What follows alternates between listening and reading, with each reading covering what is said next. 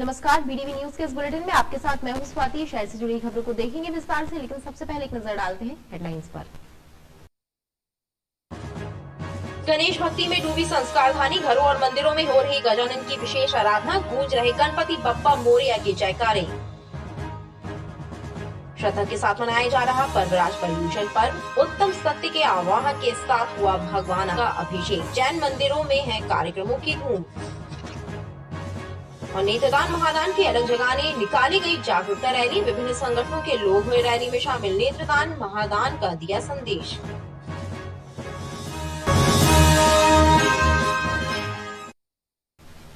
गणेशोत्सव पर्व पर शहरवासी प्रथम पूज्य भगवान गणपति की आराधना में लीन है। दीक्षितपुरा स्थित सिद्ध गणेश मंदिर भी भक्तों की धार्मिक आस्था का केंद्र बना हुआ है।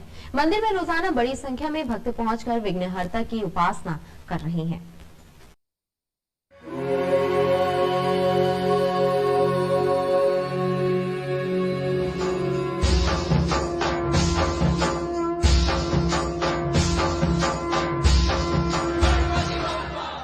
रिद्धि सिद्धि के दाता भगवान गणेश की उपासना में समूची संस्कार धानी लीन है।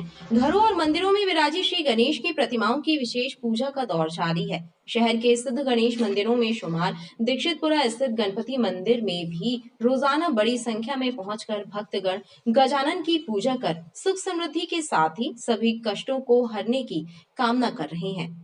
दीक्षितपुरा में स्थित गणेश मंदिर बहुत ही प्राचीन गणेश मंदिर है और लोगों की आस्थाएं जुड़ी हुई है। हर बुधवार को बड़ी संख्या में लोग यहां आकर के अपनी अर्जी लगाते हैं। भगवान गणेश समस्त श्रद्धालु जन की कामना को, मनोकामना को पूर्ण करते हैं और यह बहुत ही प्राचीन मंदिर है। मराठा काल के समय का मराठाओं द्वारा यह प्राचीन मंदिर का निर्माण कराया गया, जिसमें लोगों की श्रद्धा जुड़ी है और भगवान गणेश समस्त श्रद्धालु जनों की, भक्तों की जो भी अर्जी लेकर के, जो भी कामना लेकर के आते हैं, भगवान गणेश उनकी समस्त कामना को, मनोकामना को पूर्ण करते हैं। अनंत चतुर्दशी तक चतुर्थी से नित्य भगवान के सहस्त्र रचन होते हैं, सुंदरकांड के पाठ होते हैं, हवन होता है अनंत चतुर्दशी को।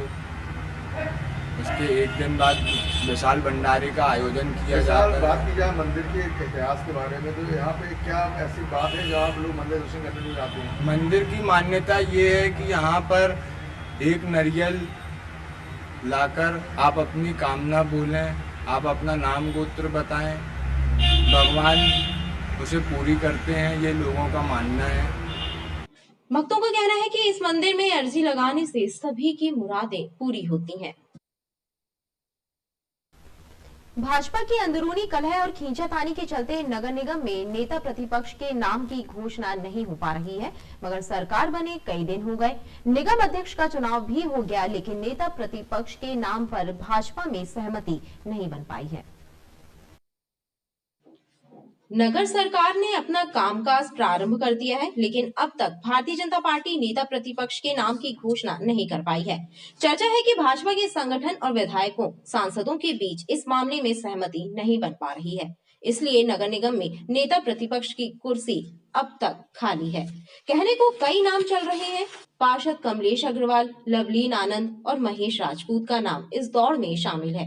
जानकारों की माने तो इस मामले में खींचातानी इतनी बढ़ गई है कि विवाद भोपाल पहुंच गया है और अब वहीं से आदेश होना तय है।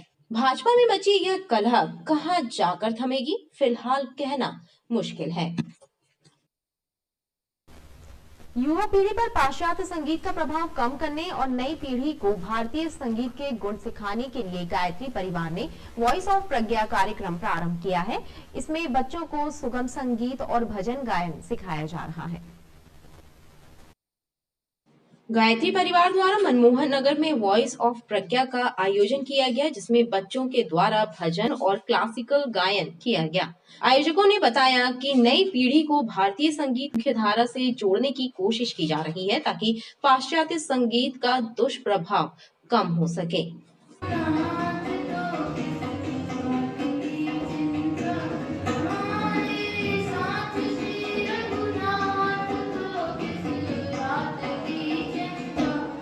छोटे बच्चों से किशोरों और युवाओं को हम संस्कारपूर्ण गीत देते हैं और उन्हीं गीतों का कंपटीशन कराते हैं। और इसलिए क्योंकि आज के ज़माने में जो है जो भी पश्चिमी संगीत से प्रभावित हैं लोग और उनके गीतों को गाते हैं, और अश्लील गीतों को गाने से नुकसान ये हो रहा है कि हमारी संस्कृति पर चोट पहुंच रही है, हमारे बच्चों में संस्कार नहीं आ रहे हैं। उन संस्कारों को वापस लाने के लिए हमने ये प्रयोग किया है। कार्यक्रम में शामिल होने वाले बच्चों में भी भारतीय संगीत को लेकर बेहद उत्साह है। मैंने वॉइस ऑफ प्रज्ञा में भाग लिया है और पिछले साल भी मैं भाग ले चुका हूँ, और इस साल मैं भक्ति गीत गाने जा रहा हूँ, और पिछले साल भी भक्ति गीत ही गाया था मैंने। क्या सीखना है? यहाँ से बहुत कुछ सीखने को मिलता है, अलग अलग लोग आते हैं और अपना गाना गाते हैं, तो बहुत से लोगों से सीखने को मिलता है। वॉइस ऑफ प्रज्ञा के आयोजकों का कहना है कि देश के प्रत्येक घर में भजनों की सुमधुर वाणी गूंजे, यही उनका मकसद है। तृतीय वर्ग कर्मचारी संघ की केंद्रीय प्रबंध समिति की बैठक विजयनगर क्षेत्र में संपन्न हुई, जिसमें कर्मचारी हितों से जुड़े मुद्दों पर मंथन हुआ। तृतीय वर्ग कर्मचारी संघ की केंद्रीय प्रबंध समिति के पदाधिकारियों ने विजयनगर में आयोजित बैठक में पुरानी पेंशन बहाली, नियमितीकरण, नई भर्ती सहित निजीकरण जैसे मुद्दों पर चर्चा की और आगामी गतिविधियों की रूपरेखा तैयार की। पुरानी पेंशन बहाली का सवाल है, सरकार सुनने को तैयार नहीं है। हालांकि राजस्थान की सरकार ने, छत्तीसगढ़ सरकार ने इसकी अनाउंसमेंट की है, लेकिन मध्य प्रदेश की सरकार बिल्कुल भी इस मांग को गंभीरता से नहीं ले रही है। दूसरा, हम देख रहे हैं कि 60 लाख पोस्ट वैकेंट पड़ी हुई हैं सेंट्रल गवर्नमेंट में और स्टेट गवर्नमेंट में। यह हालत हमारे मध्य प्रदेश के अंदर ये है कि लगभग 3.5-4 लाख ही कर्मचारी रेगुलर बचे हैं, पोस्ट खाली पड़ी हुई हैं, उनको भरने का सवाल है, और ये तब खाली हैं जब बेरोजगारी अपनी चरम सीमा पर है। तो इसलिए, और भर्ती का जो ये तरीका अपना रहे हैं, जैसे अग्निवीर 4 साल के लिए, कॉन्ट्रेक्चुअल एम्प्लॉय संविदा के ऊपर जो लगाए जा रहे हैं, तो रेगुलर एम्प्लॉयमेंट की बात हम कर रहे हैं। बैठक में कर्मचारी हितों से जुड़े मसलों पर शासन से बातचीत करने पर भी विमर्श किया गया। नेत्रदान के प्रति समाज में जागरूकता लाने के लिए रायटाउन स्टेडियम से जन जागरूकता रैली निकाली गई। रैली को दृष्टिबाधित कन्याओं ने हरी झंडी दिखाकर रवाना किया। राष्ट्रीय नेत्रदान पखवाड़ी के तहत निकाली गई रैली में कलेक्टर इलैया राजा टी समेत inner wheel club of Jabalpur के सदस्यों के साथ ही अन्य संगठनों के लोग भी शामिल हुए। राष्ट्रीय नेत्रदान पखवाड़े के तहत इनर व्हील क्लब जबलपुर और जनज्योति नेत्र संस्थान के साथ ही अन्य संगठनों के द्वारा रायटाउन स्टेडियम से जन जागरूकता रैली निकाली गई। रैली को दृष्टिबाधित कन्याओं ने हरी झंडी दिखाकर रवाना किया।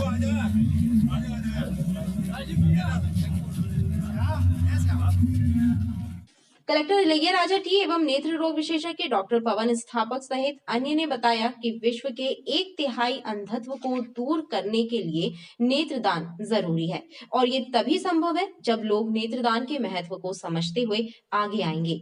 लोगों में जागरूकता लाने के लिए ही नेत्रदान जागरूकता रैली का आयोजन किया गया है। विश्व के अंधत्व का 1/3 अंधत्व में है। अभी भी 1 करोड़ से ज्यादा ऐसे लोग हैं जो कार्डियल अंधत्व का शिकार हैं, और अगर नेत्रदान होगा, नेत्र प्रत्यारोपण होगा तो उनको दृष्टि मिल सकती है। पर चूंकि सामाजिक जागरूकता का अभाव है, जागरूकता के अभाव में नेत्रदान का प्रतिशत कम है और ऐसे लोग इस दुनिया को देख नहीं पा रहे हैं। इसी को ध्यान में रख के आज एक नेत्रदान जागरूकता रैली राइट टाउन स्टेडियम सत्तरचौका गेट से शुरू की गई है, जो कि शहर में नेत्रदान की अलग जगाते हुए पुनः स्टेडियम में ही समाप्त होगी। ये सप्ताह ही है ना, मतलब हमारी अंगदान के लिए एक सप्ताह है। इसके अंतर्गत है ना इंडियन मेडिकल एसोसिएशन और सभी सामाजिक संगठन मिल करके जबलपुर में एक नेत्रदान महादान का एक रैली आयोजित किया जा रहा है। मुझे लग रहा है ये अपने आप में एक अद्भुत है। हमारी ना बहुत सारे ऐसे बच्चे हैं, मतलब है ना, जिनको कॉर्नियल ट्रांसप्लांटेशन के लिए ना नेत्रदान की ना जरूरत है। हम लोग लगातार इसको मोटिवेट करेंगे और सभी संगठन के साथ बैठ करके एक स्थिर का योजना बनाएंगे कि लोगों के ना कंसेंट लेकर के कॉर्नियल ट्रांसप्लांटेशन है ना ज़्यादा से ज़्यादा वो इस पर हम लोग काम करेंगे। हम सभी शहरवासियों से निवेदन करते हैं कि मरने के उपरांत नेत्रदान करें और जीते जी रक्तदान करें। चिकित्सक प्रकोष्ठ जो है ये सभी से अपील करता है। किस तरह से मतलब नेत्रदान के लिए आप लोग उत्साहित करते हैं? क्या इसका रजिस्ट्रेशन होता है, और अगर कोई रजिस्ट्रेशन कराना चाहता है तो अपना रजिस्ट्रेशन करा सकता है, और जैसी डेथ होती है तो फिर उसके बाद में उनका नेत्रदान किया जा सकता है। 1.5 से 2 घंटे ना, चाहे 2 घंटे के अंदर बस। आज मध्य प्रदेश सिंचाई विभाग स्पोर्ट्स क्लब जबलपुर के तत्वाधान में हम माननीय डॉक्टर पवन स्थापक जी के द्वारा जो नेत्रदान महादान रैली का आयोजन जबलपुर में किया गया है, सिंचाई स्पोर्ट्स क्लब प्रांत अध्यक्ष प्रवीण शर्मा जी के नेतृत्व में हम सभी आज इस जागरूकता रैली में सम्मिलित हुए हैं और हम सभी से अपील करते हैं कि नेत्रदान अवश्य करें। जागरूकता के लिए कि हम जब अब इस दुनिया को छोड़ते हैं तो हमारी आंखें जीवित रहती हैं, तो उसको दान करके हम उन्हें नेत्र दे सकते हैं जिन्हें आवश्यकता है। रैली शहर के प्रमुख मार्गों से होकर राइट टाउन स्टेडियम में समाप्त हुई। नेताजी सुभाष चंद्र बोस केंद्रीय जेल में बंद कैदियों का स्वास्थ्य परीक्षण विशेषज्ञ चिकित्सकों के द्वारा कराया गया। जेल में आयोजित स्वास्थ्य शिविर में दंत रोग, ENT, हृदय समेत अन्य रोगों की जांचें की गई। शिविर में लगभग 400 बंदियों का स्वास्थ्य परीक्षण किया गया। विभिन्न बीमारियों से ग्रस्त बंदियों को स्वास्थ्य सेवा प्रदान कराने के मकसद से क्राइस्टचर्च स्कूल एल्यूमिनाई के पूर्व छात्रों के द्वारा सेंट्रल जेल में स्वास्थ्य शिविर का आयोजन किया गया, जिसमें दंत, हृदय, नेत्र और कान, नाक, गले के रोग के विशेषज्ञ चिकित्सक अपनी सेवाएं दी और कैदियों का परीक्षण कर उन्हें उचित परामर्श दिया। इसमें जो हमारे बंदियों के लिए स्पेशलिस्ट डॉक्टरों की आवश्यकता रहती है, जैसे समय समय पर हमें बाहर भेजने की आवश्यकता होती है, प्रॉपर गार्ड हमारे पास उपलब्ध नहीं हो पाता है। ऐसी स्थिति में समस्त विशेषज्ञ इस एसोसिएशन ये शिविर में हमें उपलब्ध हुए हैं, ये बहुत अच्छी बात है। और हमने हमेशा डॉक्टर चाऊ और जो भी टीम आई हुई है उनसे हमेशा हमने ये भी अनुरोध किया है कि इसी प्रकार से हमें ये शिविर आयोजित होते रहेंगे और हमें स्पेशलिस्ट डॉक्टरों की सहायता मिलती रहेगी, जिससे हमारी बंदियों के इलाज में बहुत सुविधा होगी। इस शिविर के माध्यम से हम पीड़ित मानवता की सेवा करना चाहते हैं। जो बंदियों को रेफर नहीं कर पाते, जो जेल प्रशासन को उनको गार्ड नहीं सुविधा उपलब्ध करा पाते, तो इस शिविर के माध्यम से हम उनको परीक्षण कर उनको दवाई का सेवा करते हैं ताकि उनका इलाज, उनकी फर्स्ट एड मिल सके। यही हमारा लक्ष्य है। क्राइस्टचर्च स्कूल एल्यूमिनाई का लक्ष्य यही है, पीड़ित मानवता की सेवा करना। जो आज हम पूरे डॉक्टर यहाँ उपलब्ध हैं, पूरे मेडिकल वाले व्यवस्था में अवस्थित है। शिविर में लगभग 400 बंदियों का परीक्षण किया गया। जैन धर्म का पर्युषण महापर्व संस्कारधानी में पूरी श्रद्धा के साथ मनाया जा रहा है। त्रिमूर्ति नगर दिगंबर जैन मंदिर में अभिषेक विधान के साथ सांस्कृतिक कार्यक्रमों का आयोजन भी हो रहा है, जिसमें क्षेत्रीय लोग उत्साह के साथ हिस्सा ले रहे हैं। पर्वराज पर्युषण महापर्व के दौरान 5वां दिन उत्तम सत्य के रूप में मनाया गया। त्रिमूर्ति नगर दिगंबर जैन पंचायत मंदिर में भगवान आदिनाथ जी एवं भगवान सुब्रतनाथ जी का अभिषेक किया गया। जैन धर्मावलंबी सांस्कृतिक कार्यक्रमों में भी उत्साह के साथ शामिल हो रहे हैं।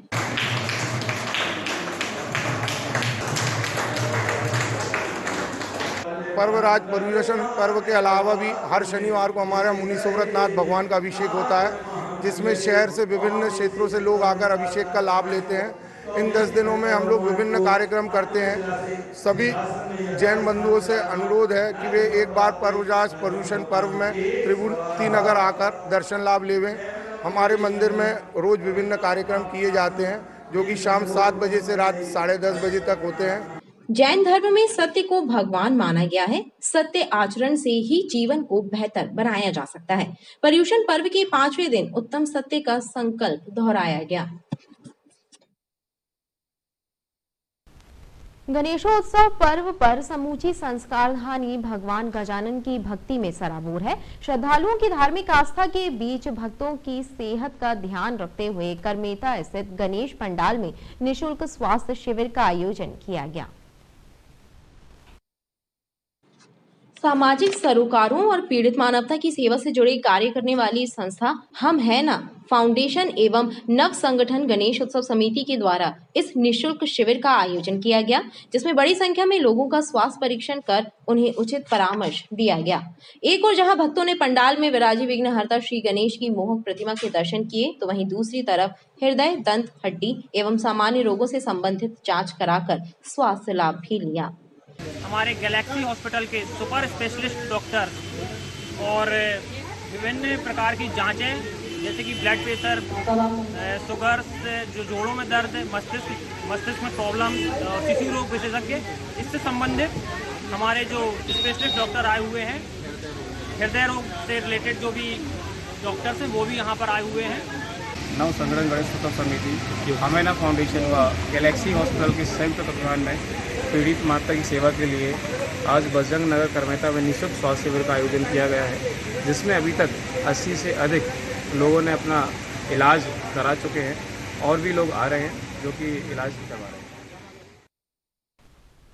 बर्न कंपनी के पास एक कार सवार युवक के साथ चैन स्नैचिंग की वारदात को अंजाम देकर भाग रहे 2 युवकों को कार चालक ने राहगीरों की मदद से पकड़ लिया और उन्हें सिविल लाइन पुलिस के हवाले कर दिया।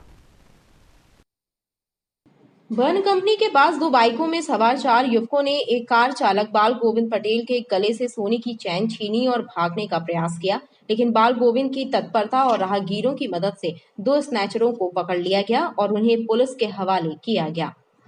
मैं यहाँ कांचगढ़ से आ रहा था, ये सुलभ कॉम्प्लेक्स के सामने मैं बाथरूम करने के लिए उतर करके मेरा एक कॉल आ गया। मैं बात ही कर रहा था कि सामने से 2 गाड़ियाँ आई जिसकी लाइट पड़ी सामने, और ऐसे मैं देख रहा था तो वो बाजू में आया, उसने सीधा हाथ मार के दौड़ लगाया। मैंने भी उसके पीछे दौड़ लगा और एक को पीछे से कॉलर पकड़ लिया और वो यहाँ आकर के गिर गया। यहाँ गिरने के बाद मैंने उसको पकड़ा और देखा तो मेरी चेन कुछ नहीं मिली। मैं उसको पकड़ करके थाने ले गया हूँ। कितनी करीब चेनें थी? 3 चेन थी भैया। बाल गोविंद पटेल एक शिकायत दर्ज करा रहे हैं कि वो कार से जा रहे थे, वहाँ पेशाब करने के लिए उतरे, तभी 2 लड़के उनके पास आए और उनके गले से चेन खींच करके ले गए। तो उनकी रिपोर्ट कर रहे हैं। 2 लड़के भी पकड़ के थाना लेके आए। रिपोर्ट पर देखते हैं फिर अगली कार्रवाई होगी। पुलिस के अनुसार पकड़े गए आरोपियों के नाम सरकारी कुआं निवासी शुभम यादव और अंकित है, वहीं 2 अन्य की तलाश जारी है। रजा चौक में 2 पक्षों में हुए विवाद के दौरान चाकू भी चले और चाकूबाजी की एक घटना में एक युवक को गंभीर चोटें आई हैं, तो वहीं 2 अन्य युवक भी घायल हुए हैं। घटना की वजह पुराना विवाद बताया जा रहा है। हालांकि पुलिस मामले की तफ्तीश कर रही है। रजा चौक में बीती रात 2 पक्षों में विवाद हो गया। इस घटना में एक पक्ष के 3 लोग घायल हो गए हैं। घायलों में मोहम्मद अजान, शाहबाज हुसैन और देवेश शामिल हैं। घायलों का कहना है कि सोनू और साथियों के द्वारा चाकूबाजी की घटना को अंजाम दिया गया। रजा चौक रजा डॉक्टर के सामने 4-5 दिन से आके फूल खोले थे, तो वहाँ पे आके बदमाशी कर रहे थे। आज मना किए, छोटे वाले भाई से लड़े, हम गए तो मेरे ऊपर सोनू ने चाकू से हमला किया और उसके साथ 4 लोग और थे, 4 या 5 लोग और थे। रजा चौक डॉक्टर सामने अचानक लोग 4-5 लोग, चारों के 5 के पास चाकू थी। हम लोग को घेर लिए थे अचानक से और चाकू चलाने लगे। बड़े वाले भाई आया तो उनमें चाकू मारने लगे थे। कितने लोग थे? 4 से 5 लोग थे। क्या नाम है? और मारने वाले का नाम सोनू था। बहरहाल पुलिस मामले की जांच कर रही है। खबरें लगातार जारी हैं, आप देखते रहिए BTV न्यूज़।